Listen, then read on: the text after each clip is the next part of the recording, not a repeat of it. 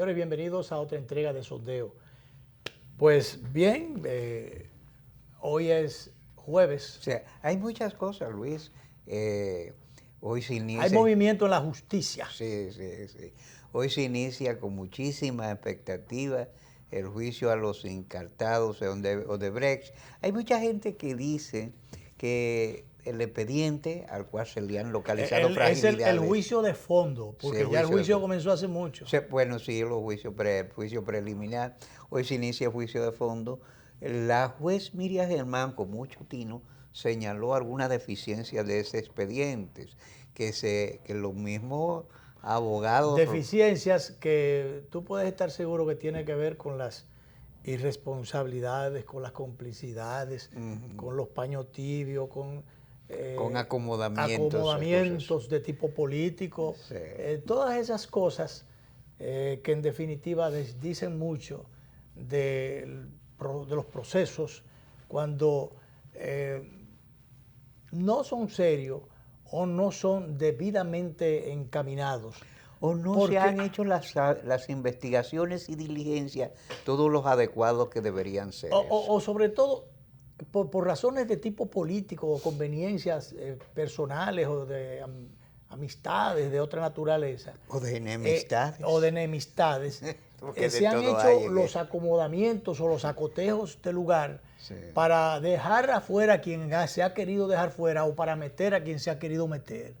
Porque si no hubiese sido así, realmente se hubiese investigado un poco más a fondo y no se hubiese sido presuroso o ligero en el encartamiento de alguna gente que todo el mundo sabe, si no lo sabe lo sospecha, que están allí por razones políticas y que otras quedaron fuera y no están ahí también por razones políticas.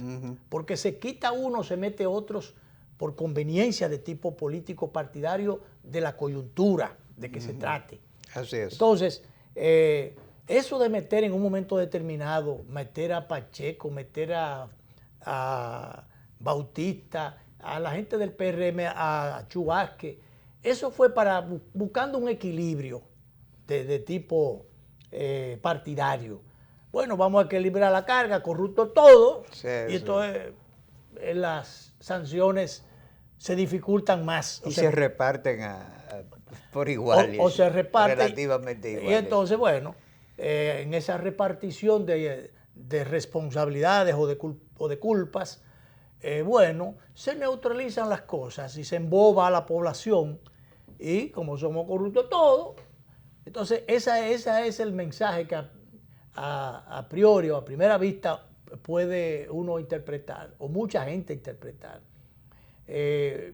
Hubo gente allí que uno no sabe por qué la metieron, también no solamente del caso que mencionamos ya de los dirigentes del PRM, el principal partido de la oposición, que ya uno puede entrecomillar, la oposición. Sí. Entonces, así también uno puede pensar el mismo caso de Temístocles Montaz, que aunque admitió que él había recibido algunos recursos, pero como contribución de campaña para su partido, que solo se gastó en la campaña, pero que no fue a él en lo personal. No. Entonces, y además que él insistió en algo que es un hecho. Odebrecht le dio hasta las izquierdas, todo el mundo aquí. Repartió. Sí, para todos. Entonces, bueno, porque uno se pregunta, ¿por qué está Temo allí? Uno no entiende. Uno no entiende. Un hombre que solamente vio papeles pasar. No, y además, ¿por qué no evitó el poder político superior? ¿Por qué no evitó que cayera, que lo metieran allí?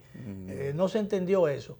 Esa es una primera pregunta, pero una segunda es ¿por qué el aparataje con que se buscó a toda esta gente que sencillamente había que mandarle un papelito, ni siquiera llamarlo por teléfono? Preséntense tal día, tal hora, en tal sitio y ya.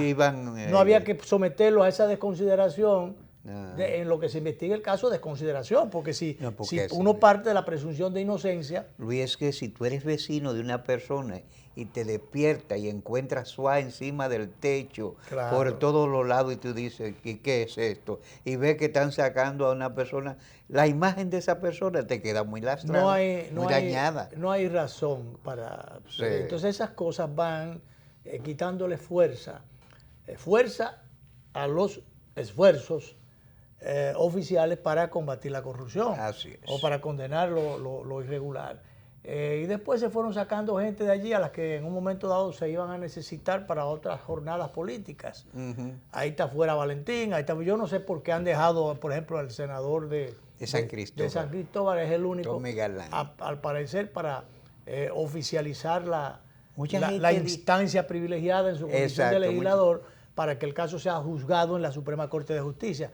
Es lo único, pero mientras tanto él está sufriendo la consecuencia de ese privilegio que se quiere buscar para el manejo del caso. Y le quita oportunidades a los otros porque eso supone un juicio en un nivel que dificulta otras instancias. Esta mañana vi en un programa de televisión al amigo Ángel Rondón, que es en principio a quien le atribuyen mayores responsabilidades, pero que resulta que de todos o del paquete, el único que era representante de la Odebrecht era él. Era él, sí. Entonces, él dice a propósito que todo cuanto él recibió está avalado por contratos, convenios, convenios de asesoría, de consultoría, consorciamiento, y que todo está legítimo. Y esa parte no es pecaminosa, ni eso no es un pecado. O sea, el ofrecer servicios profesionales, servir de lobista o de buscador de... Eso se pregunta uno porque esa parte no están incluidos. Exacto, de buscador de oportunidades de negocio, pues sencillamente. Y entonces él dice, al que hay que buscar es a Marco Cruz, que él fue el que... Bueno, pero entonces, ¿por qué él dice que le mandaron, que hicieron transferencias a su cuenta? Sí, transferencias de un banco norteamericano o americano para bancos nacionales. Y entonces, bueno, pero que muchas de esas cosas utilizaban un seudónimo, un nombre, qué sé yo. Y yo no podía averiguar de dónde salían los dineros de Odebrecht. No, porque él dice, ellos me dijeron, mira, vamos a depositar esto aquí para hacer algunas operaciones. Bueno, está bien. Dice, yo no sé de dónde venían los fondos de Odebrecht, yo no tenía que averiguar eso. Eso no era asunto de él. Entonces, bueno.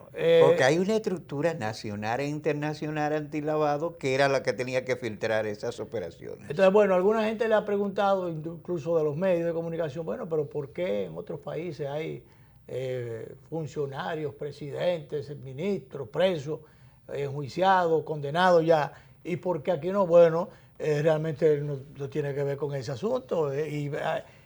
Yo no sé si aquí se ha manejado con toda la transparencia del lugar el caso, pero a simple vista, como fue presentado el expediente, es como para que finalmente, después de muchos zarandeos y de muchas cosas y de mucho descrédito, se cayera el expediente. Ya lo advirtió la jueza, ex jueza, lamentablemente ex jueza, Miriam Germán, que sencillamente dijo lo que tenía que decir. Por ser una jueza responsable, por eso no está la judicatura. Y ella lo advirtió a tiempo. Ese expediente no tiene la sustentación de vida para que pueda progresar. Ni tiene la consistencia avalada por investigaciones más precisas. Ella dijo, faltan muchas líneas de investigación, faltan muchos elementos de pruebas. Y muchas de las cosas que están ahí como supuestas pruebas es el testimonio de ese señor Marco Cruz Vasconcelos, que él dijo cosas, pero que decía Rondón, por cierto, esta mañana, él dice, pero yo no sé por qué él dijo eso. O sea, unas disparatadas que no son consistentes, porque a veces que no se pueden demostrar. Le preguntaron, ¿usted cree que fulano? Bueno, podría ser, es posible, porque hay muchas conjeturas de ese tipo en las afirmaciones. Y no, y mencionando nombres ahí de oída. Bueno, podría ser, quizás. Sí. Oye, pero ven acá, eso no es prueba. No. La cuestión es que hoy se inicia ese juicio, Luis, que está llamado a establecer referente en los anales judiciales de la vida nacional, que uno espera que sea para bien y no para desacreditar el sistema judicial. Sobre todo eso, porque aquí no está en riesgo solamente la imagen, la figura de muchas personas o la integridad de muchas personas, funcionarios, legisladores y demás, sino es el sistema mismo el que está en el filo de una navaja en este momento, que por donde quiera que se mueva se puede cortar fácilmente. Así es. De manera que, vamos a ver, hay otro juicio que ya en unos minutos debe comenzar, seguir más bien, es el caso de Marlene Martínez. Sí, que...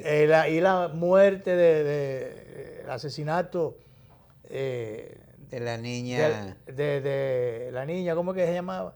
Bueno, esa misma. Emily, sí, Emily, la niña. La niña, y entonces están enjuiciados y condenados ya, y lo que están es queriéndose zafar La señora está aduciendo cumplimiento de mitad de la pena para ser puesta en libertad. El juicio pero por lo menos que cumpla la pena entera, pero de que la mitad pero ¿cómo es la cosa? Yo supongo que los familiares tienen de la niña asesinada tienen el derecho de oponerse a eso. Acuérdate que, por ejemplo, en el caso del caso Jenna Jaibar, los familiares del niño asesinado se opusieron siempre a que los inculpados salieran. No, ahí la permanencia, la vigencia del reclamo de los familiares y de la opinión pública, la presión sobre todo de la opinión pública que acompañó a los familiares del niño Jenna, evitaron que estos jóvenes verdugos, ya convertidos en adultos, realmente se salieran con las suyas y salieran de la cárcel antes de tiempo. Pero bueno, en este caso el asunto fue diferido, fue mandado de San Francisco de Macorís, mandado para Santiago. Sí, que se me olvidó, tenía imagen de un incidente que se produjo recientemente. Espérate, antes del incidente, Danilo, ¿por qué lo mandaron a Santiago?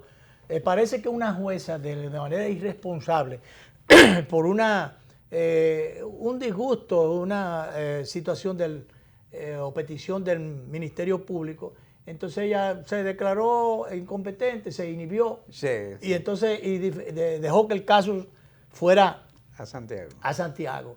Pero queriendo salirse con la suya, porque parece que hay alguna, con todo esto, en muchas de estas cosas y estos casos, aparecen sus complejidades, no, sus complicidades y sus irresponsabilidades. Algo de por medio había. Yo conversé incluso con alguien del Ministerio Público sobre ese tema. Entonces yo hasta le decía, pero ¿por qué no le hacen un informe, le mandan un informe allá arriba a la Suprema Corte de Justicia para que esa jueza que mandó el caso se retiró y no asumió? Fue por un disgusto de ella, por X cosa con alguien del Ministerio Público. Y entonces dijo, me voy a abstener, y mandó el caso para Santiago. Pero eso debería ser investigado por la Suprema Corte de Justicia. Eso podría ser investigado. Pero claro, este tipo de cosas, que inclusive yo tengo el dato de que la representación del Ministerio Público para tratar de llevar la situación, de no echarle leña al fuego, en lo que tiene que ver con las relaciones entre el Ministerio Público y jueces, manejaron el asunto con mucha diplomacia, con mucha prudencia, para no agriar la situación. Prefirieron echarle agua al vino. Exacto, prefirieron, pero realmente fue una situación incómoda, manejada en este caso, por la parte de los jueces, especialmente por una de las juezas. Pero bien, hubo unas declaraciones de un representante, creo que del Ministerio Público, que decía, no sé si era el presidente de la Corte de San Francisco, no recuerdo, pero que él decía que esta señora Marlene Martínez no se va a salir con la suya y que no es para afuera que va como piensa ella. Mira, ahí hubo incluso problemas con el tipo penal que le aplicaron a esa señora, que solamente le aplicaron ocultamiento de cadáver. Una pena más benigna, la de ocultamiento de cadáver. Sí, cuando debieron aplicarle otro, complicidad, porque ciertamente hubo complicidad. Entonces es ocultamiento de cadáver, no complicidad, que debió haber sido complicidad, porque eso vino desde antes de que la jovencita fuera convertida en cadáver. Complicidad y manipulación. Acuérdate que esta señora convoca una conferencia de prensa pidiéndole a esa niña que aparezca cuando ya era un cadáver que estaba en el baúl del auto de pero ella. Pero más que eso. Y estaba en el baúl del auto de ella porque ella sabía que a esa jovencita la iban a matar y porque ella planificó todas las cosas. Sí. Y si no las planificó parte de ellas, por lo menos, después ella... Antes ella se opuso y manejó una serie de situaciones que era como para que el hecho, el caso, el crimen, que de tal cosa se trata, no fuera descubierto. Recordemos que ella el cadáver lo tiraron en un sitio, pagar por la desaparición del cadáver, deshacerse de las cámaras que habían en el lugar donde llevó donde estuvo rondando el cadáver. No, ella quiso borrar las evidencias de su hijo sacando el cadáver por la escalera del edificio donde vivían. Entonces es una situación de que ahí tuvo que haber participado en la planificación, si no en la ejecución, en la planificación o en la creación de las condiciones para que el joven, su hijo, cometiera el crimen. Porque si él se vio, como se vio, presionado y acorralado, cercado, como realmente fue que sucedieron las cosas. Entonces, ¿quién es la responsable de ese acorralamiento o de ese hostigamiento y de esa invitación? Esas presiones que dieron como resultado el crimen mismo. Entonces, no es verdad que ahí solamente había la responsabilidad de ocultamiento de cadáver. No, es que para que la jovencita se convirtiera en cadáver, se crearon muchas condiciones y ella fue la responsable de eso. Claro que sí. Evidentemente, todos los caminos conducen a esa creencia. Entonces, no sé por qué le dieron mucha vuelta al asunto y esa pena más benigna o acomodaticia fue la que le aplicaron. Que en 2 años, una pena de 2 años, que en 1 año ya haya cumplida. Entonces, prácticamente a pena cumplida. Sí.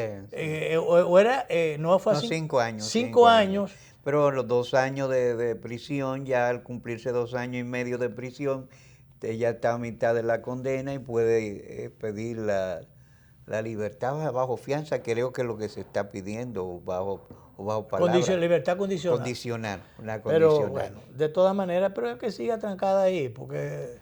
Sí debería cumplir su Ahora, pena, ella le dañó la vida a esa niña y le torció la suerte a su hijo también. Y ella misma se la... Sí. Para que tú veas cuando las cosas se hacen mal. Señor, si usted quiere un nieto más, un nieto menos, ¿por qué ven acá? Porque usted tiene... Señor, los padres tienen que tener una responsabilidad mayor. Si a usted lo que le tocó fue eso, bueno, usted quería un príncipe azul o una princesa. O el rey de España. Bueno, pero el rey de España está casado con Sofía.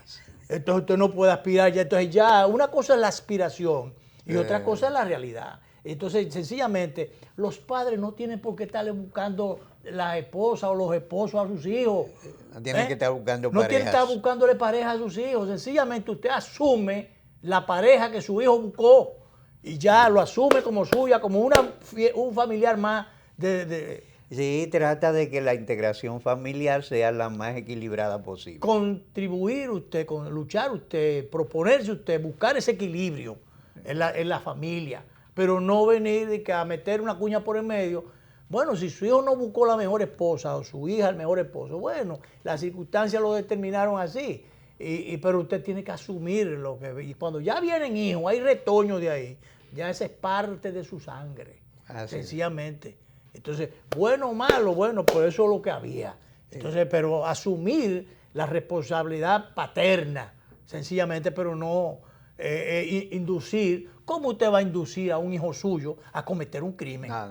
Un crimen doble. Eso no es posible. Ya a la joven y a la criatura que está en su vientre. Eso es una barbaridad, imperdonable. Luis, antes de que nos vayamos a la pausa, tú sabes. A la pausa, porque todavía no nos vamos. Ahorita el presidente Medina estaba inaugurando un parque energético, creo que en el este, y le hicieron una pregunta, que por qué no se produce el decreto nombrando a un ministro de Obras Públicas. Y usted sabe qué respondió. Ajá. Ahorita. ¿Qué va a designar ahorita? No a lo mejor lo nombra ahorita.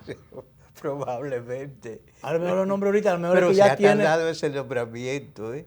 Sí, esas son de las cosas que en el uso y manejo del poder, de esas complejidades propias del poder que uno no entiende, pero que son recurrentes en muchos mandatarios, en muchos gobernantes, en muchos príncipes, en muchos faraones, en mucha gente con muchos caciques, en mucha gente que entiende, bueno, que el poder es eterno y que todo se puede desde el poder y que va a salir bien todo y que además todo lo van a recibir de buena gana. Y no es así. Hay cosas que tienen que ser como son. Si hubo una serie de ya exfuncionarios que en un momento determinado recibieron la instrucción o la carta abierta para que se lanzaran a aspirar dentro del partido oficial, el partido de gobierno, bueno, pero ellos renunciaron, la mayoría de ellos, entonces no apareció en ese tiempo, no se le dio las instrucciones a Gonzalo Castillo, hace un año y pico que los otros renunciaron. Amarante de Educación, después Navarro también de Educación, Amarante fue de Interior, así fue. Y Domínguez Brito de Ministerio de Medio Ambiente. Entonces, bueno, lo lógico es que si ya estaba en mente la idea de que Gonzalo iba a ser el candidato, bueno, pero ¿por qué no se le invitó a renunciar también desde aquella oportunidad? Él duró un año y pico más que los otros allí, ejerciendo el poder desde Obras Públicas, que como diría Reinaldo Pared, es uno de los ministerios, si no el más importante.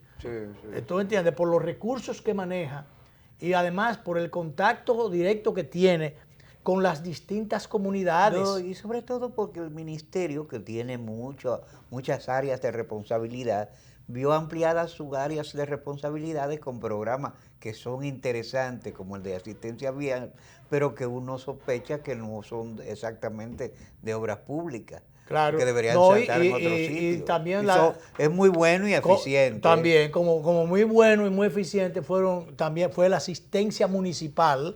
O sea, limpiando los hoyos, los buzos que se metían de obra pública, los buzos que se metían en los sumideros estos donde van los desagües, y sacaban toda porquería de allí, y limpiando las calles, pintando las calles, poniendo verjas en las esquinas.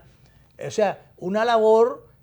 Yo en un momento pensé que Gonzalo iba a aspirar a la sindicatura de la capital, que yo creo que era el cargo donde él debió competir. Debió comenzar por ahí. Debió comenzar por la sindicatura. A ese nivel es que él está, a nivel de la sindicatura de la capital, por la dinámica que ha exhibido, por la gerencia que ha exhibido, que no se le puede quitar, definitivamente. Fuera de dudas. Fuera de duda. Pudo realmente y perfectamente aspirar a la sindicatura de la capital, que creo que no hay un candidato fuerte por parte del PLD hasta ahora. No creo que Domingo Contreras necesariamente sea la figura consistente, aunque tiene experiencia municipal, porque duró mucho tiempo al lado de Roberto Salcedo. Ahora, mira, salvo el actual síndico del Distrito Nacional, tú no ves otras más. Sí, pero el síndico de la capital es del PRM. Sí. Fue llevado por el Partido Reformista, pero aún en el PRM, y es del PRM. Y ni siquiera se ve... Que es la cosa más rara del mundo. Exacto. Ni se ve un candidato potencial en el PRM, ni tampoco en el Partido Reformista, bueno, mucho menos, pero tampoco en el PLD. Sí. Alejandro Montaz de la CAS, que aspiraba a esa posición, se retiró. Lo retiraron, lo mandaron a arreglar su agua, a buscar agua, que no hay mucha falta, mucha escasez que hay. Y bueno, entonces no hay un candidato, lo que indica que no se va a atentar o no se va a mirar para la candidatura o para el cargo, la posición más bien, de David Collado, Porque recordemos, dice que fueron votos PLD. O lo digamos a los que no lo sabían, todavía no lo saben, que realmente él llegó allí con el apoyo de votos morados, porque había la intención de ciertas... Mira, en los anales electorales ese caso estará para analizar, porque él es del PRM, fue por el Partido Reformista y fue con votos morados. Y fue con votos morados. Fíjate, oye. Entonces, bueno, es un caso de extrañismo político. Salido de raíces empresariales muy importantes en el país, empujados desde ahí por esos nombres y apellidos sonoros del país, pues salió la candidatura de David Collado. Incluso por eso. Un emprendimiento increíble. Un emprendimiento tremendo. Sí. Y entonces, pero sin esos votos morados no hubiese emprendido nada desde el Distrito Nacional.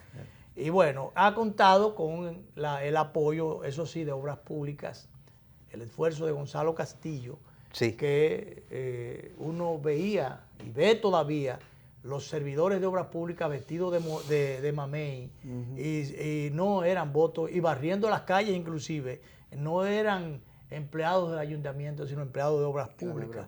A Gonzalo le cabe una parte del éxito de la gestión de David Collado. Ha aportado su cuota. Y muy amplia cuota. Vámonos a la pausa y volvemos.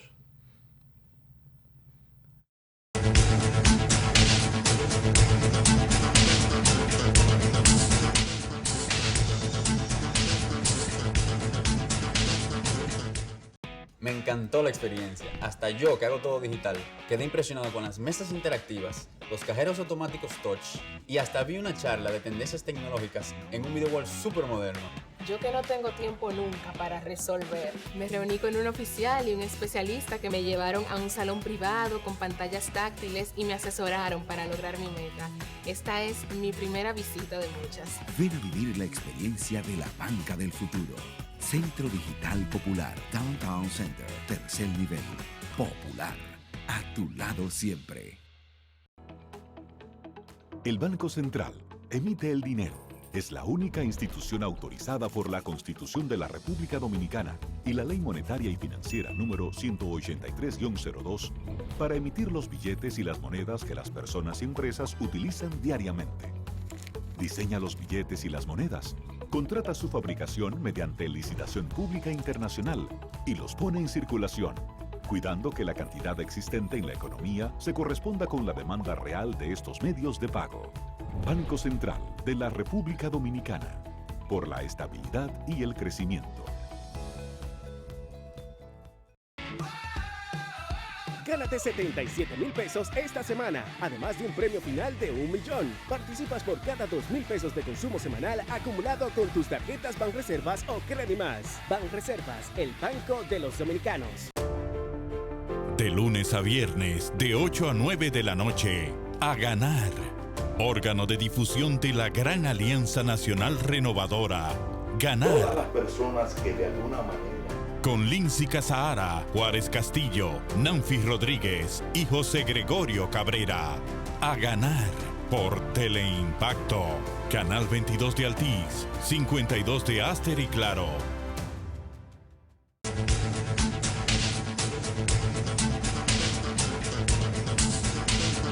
Luis, tenemos que ponerle atención a muchas cosas. No sé si viste ayer tarde. Una pareja de venezolanos venían por aquí, por la 27. El hecho ocurrió entre la Churchill. Fue ayer, pero yo oí que fue esta mañana. Bueno, 27 con tiradentes. Esta mañana. 27 con tiradentes. En hora temprana de la madrugada. Sí. Unos sicarios le dispararon en el mejor estilo de los sicarios colombianos en una motocicleta, el de atrás, casco los dos. Le dispararon al chofer y a la pareja. El chofer está grave, el conductor, en este caso, está gravemente herido. Es un venezolano que apenas tenía 5 meses en el país y cuyas familias, según los datos primeros, se dedican a la pesca. Entonces, ¿por qué? ¿Qué es lo que pasa? Todavía no se sabe, pero el acto en sí mismo es un elemento que tú... Un acto de sicariato, porque, porque aparentemente no era de no era un asalto. De un asalto, o sea, un asunto... No, porque lo del motor se colocaron paralelo con ellos y le dispararon. O sea que, claro, y no le disparan a cualquiera, hay un objetivo. Y ya eso se está haciendo más frecuente. Acuérdate que recientemente un señor estaba jugando dominó y vinieron unos motores también y le dispararon a él exactamente. Y se sigue produciendo eso. Ya la cultura del narcotráfico se está expresando en muchos niveles aquí, no solamente en toda esta parafernalia de los relojes de César el Abusador, que son habituales también en alto capo de la droga, Carlos Cosa, Pablo Escobar, los Rodríguez Orejuelas, y todo eso tenían colecciones también. Bueno, Figueroa Goto también tenía una colección de relojes. Ya que dijiste de César, pero por la gran pregunta, pero ¿y dónde está César? ¿Verdad? Y se le escapó a las autoridades. Bueno, lo estuvieron buscando por Villa Altagracia, Bonao y esos sitios. Mira que yo no sé si a eso se debe los chequeos, el chequeo bastante molestoso, muchas veces molestoso, que hay en distintos puntos del país desde hace un tiempo.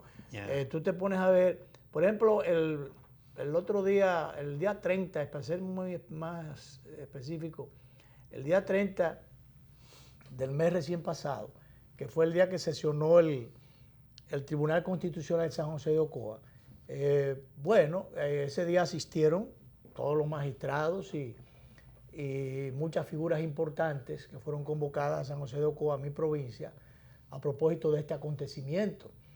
Y bueno, yo vi algunos vehículos, jipetas, que regresando de Ocoa, incluyendo a nosotros, ya llegando al cruce de Ocoa, había un retén allí, de lado y lado, guardias de lado y lado, parando. Y bueno, tú te identificabas y bueno, te dejaban ir. Pero, ¿cuál era el objetivo? Yo no sé. Pero yo que voy, perdón, de nuevo, yo que voy todos los fines de semana a mi provincia, veo que antes de llegar a Baní, después de Baní, y en distintos lugares, estos chequeos, veo gente de AME, otros que no son de AME, por ejemplo, allá a la salida de Baní están hay fuerzas combinadas a veces. Sí, patrullas mixtas. En patrullas mixtas, pero que yo no sé, pero ¿cuál es el objetivo de este asunto? Porque eso no es a propósito del escape de César Peralta, sino antes, durante y después han estado estos operativos. Yo no sé qué buscan o qué cosa se ha perdido. Porque bueno, en el caso de César me han contado, Luis, cuando me lo contaron me llamó la atención. Dice, mira, cuando allanaron las discotecas todas de César, la allanaron y no encontraron ni botella de agua, se habían llevado todo. Los mismos apartamentos de César y casas de... Lo que indica que hubo un aviso. Sí, los vehículos de lujo que él tiene muchos, según usted, pero ninguno fue incautado porque ya se lo habían llevado todo. Como tú dices, parece que él estaba sobrealertado. De hecho, él se puso a buen resguardo. Claro, que no ha aparecido todavía. Entonces, también ¿dónde está, en ese caso, dónde está el control que tienen las autoridades que no, o la eficiencia de estas instituciones que tienen que ver con el orden público, que tienen que ver con la seguridad nacional, que tienen que ver con el esclarecimiento o la búsqueda de informaciones para dar con los grandes casos?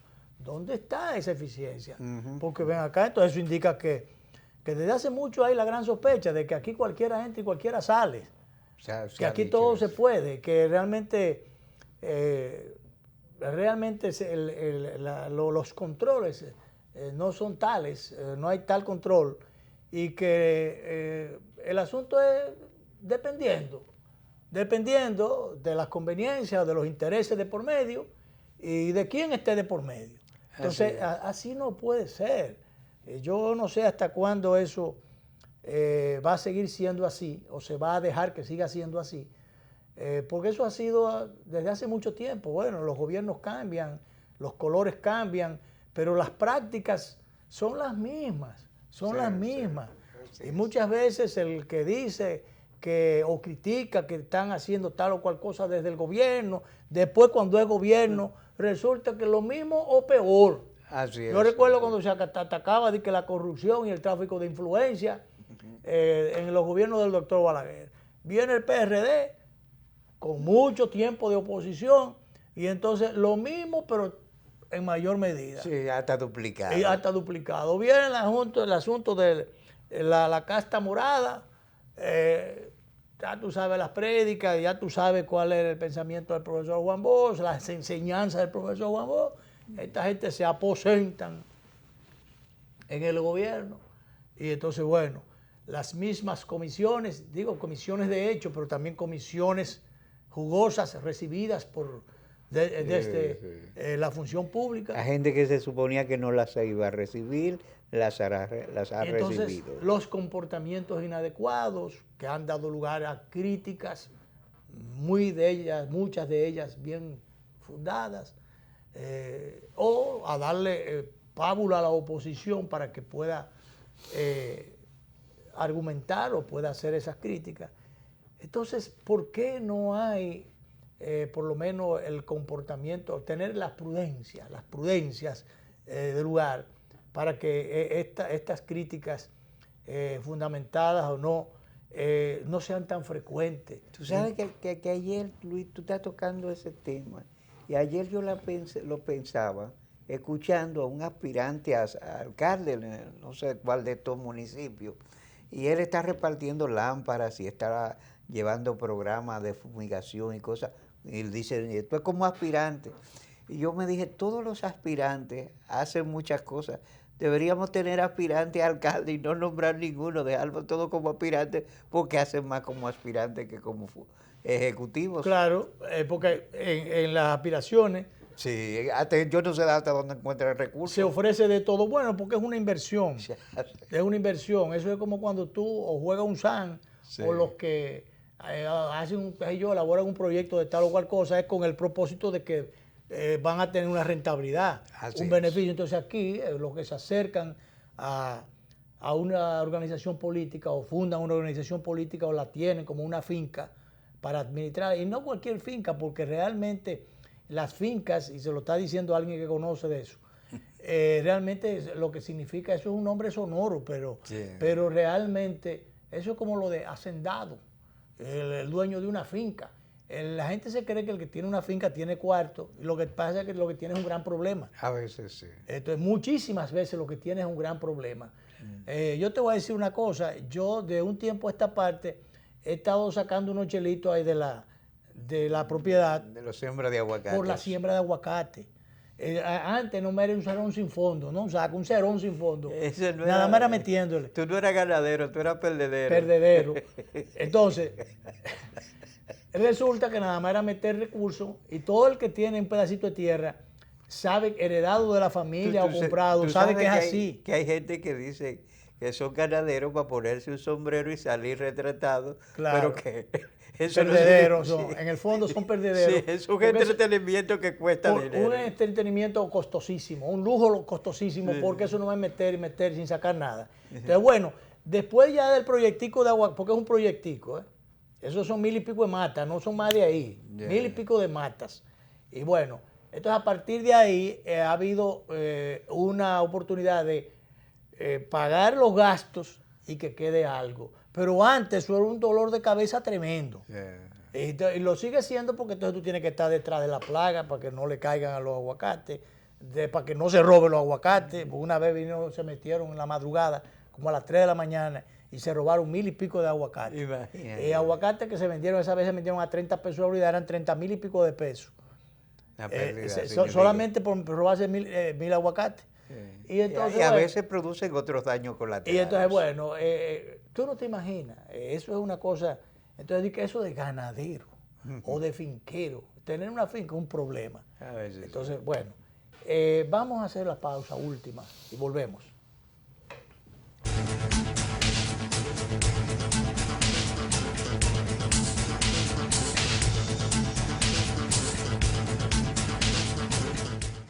Impresionante. Yo siempre hacía todo en la sucursal tradicional y en esta aprendí que puedo hacer muchas cosas desde mi casa. Incluso me invitaron a una charla de finanzas con propósito para aprender a manejarme financieramente. Soy un duro ya. Solo usaba Telebanco para consultas. Pero hoy aprendí a pagarlo todo usando el app y te pago.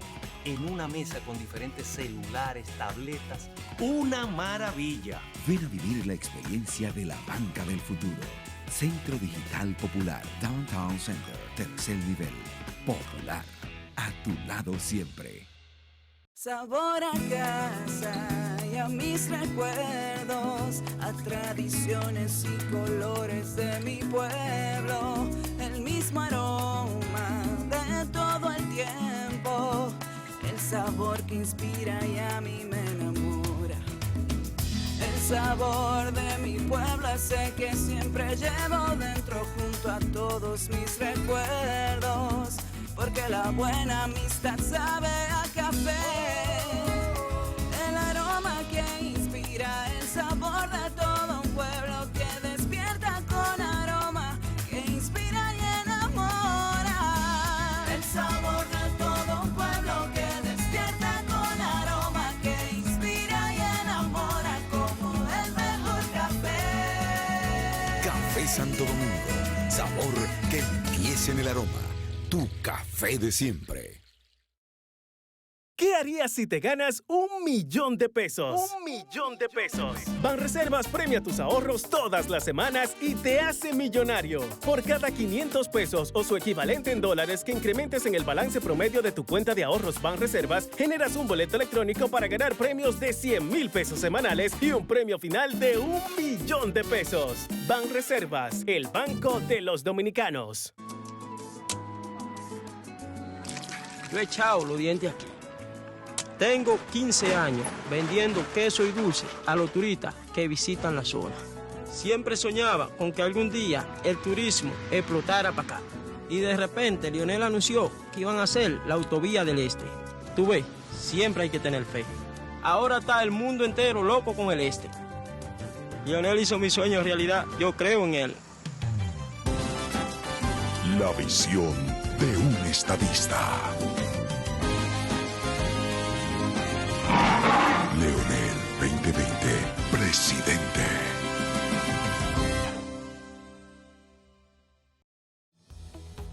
El Banco Central regula el sistema financiero, diseña y propone a la Junta Monetaria las normativas necesarias para el funcionamiento eficiente del sistema financiero, contribuyendo con la estabilidad y el crecimiento de la economía. Banco Central de la República Dominicana, por la estabilidad y el crecimiento.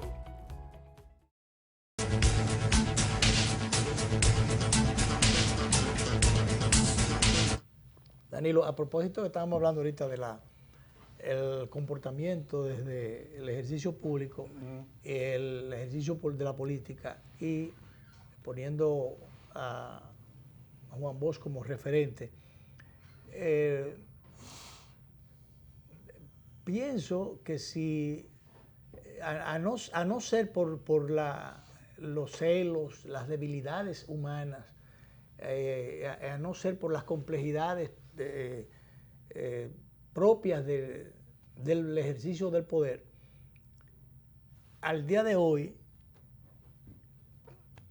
no estuviesen enfrentados abiertamente como están en una lucha por el control del partido, el control del país, el expresidente Fernández y el actual presidente Danilo Medina, sino que este último estuviese concentrado en las labores, en las tareas propias de gobernar.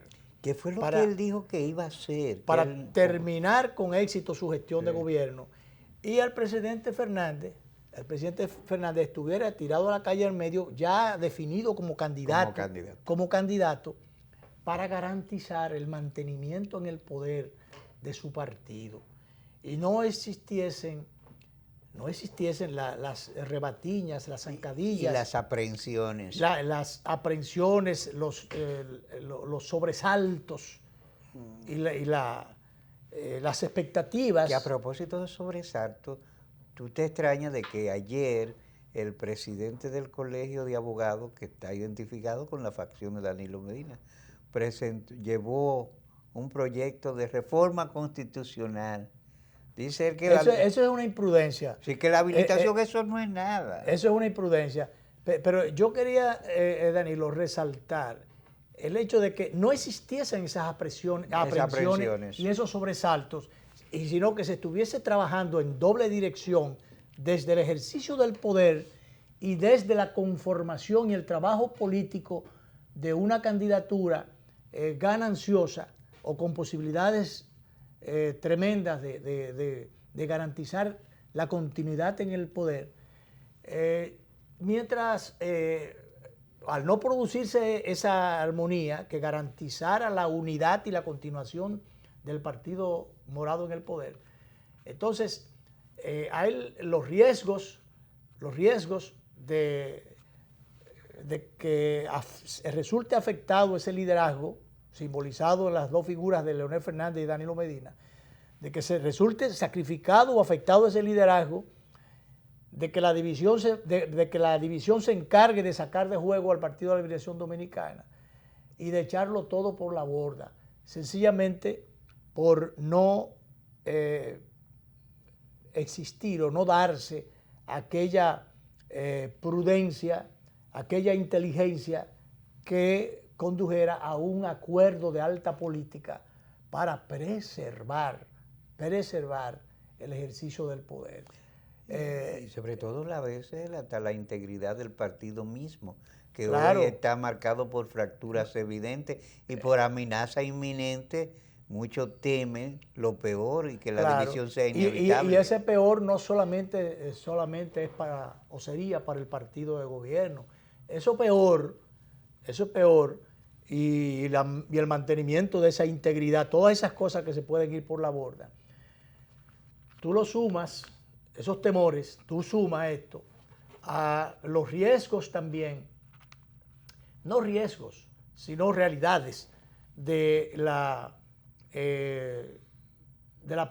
uso de recursos y pérdida de tiempo de funcionarios que, integrados a una actividad político-partidaria, dejan de hacer lo que tienen que hacer y tienen que usar necesariamente, por más delicadeza que puedan tener o miramiento que puedan tener, de una u otra forma, y aunque sean pequeñas escalas o proporciones, tienen que usar los recursos del poder para tratar de apuntalar al candidato apuntalado por el presidente de la República.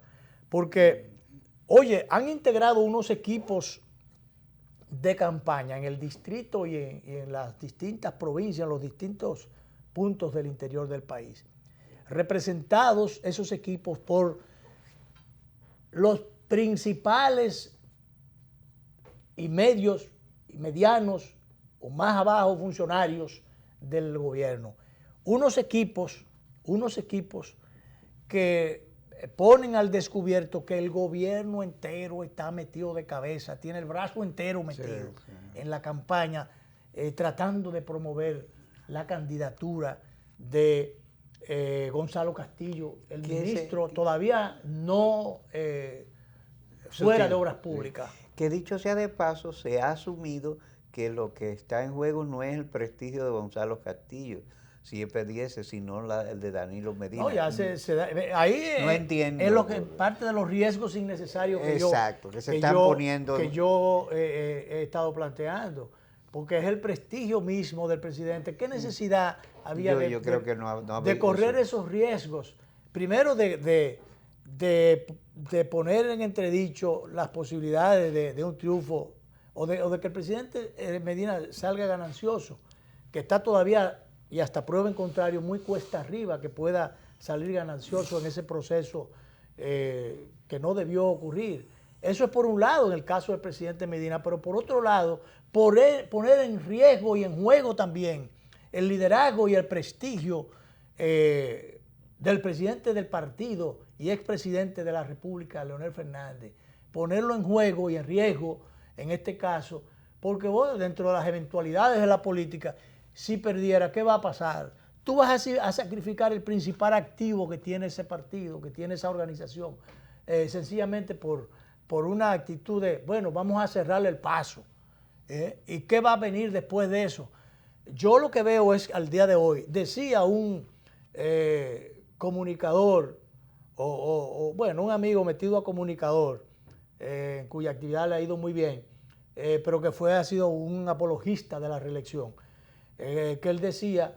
una ingeniería, está haciendo una ingeniería reeleccionista. Entonces, él decía, y bueno, ustedes pueden estar seguros que si Leonel Fernández gana la convención, como se supone que debe ocurrir, no lo que dijo él, sino lo que uno piensa, si Leonel gana la reelección, usted puede estar seguro que el presidente de Medina va a apoyar a Luis Abinader o a Hipólito Mejía en el PRM.